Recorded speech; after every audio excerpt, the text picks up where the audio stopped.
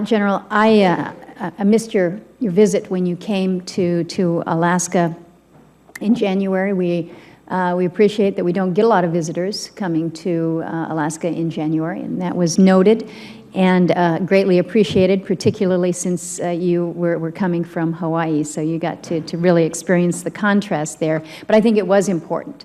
We recognize that we're at some pretty historic levels in terms of the U.S. Army Alaska Forces and the contribution that they are currently making in Afghanistan now.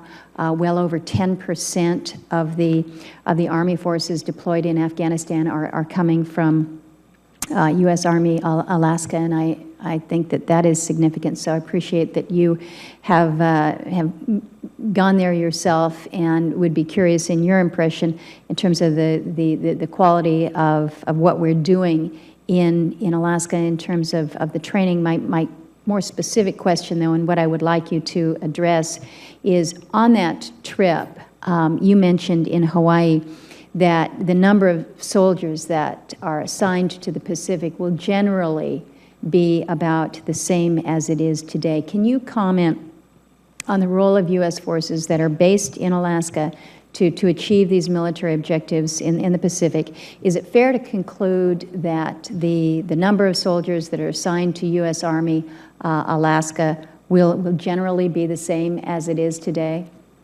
I think as we look at the plans, I think, as you know, the U.S. Army Alaska is in fact part of Pacific Command. Right.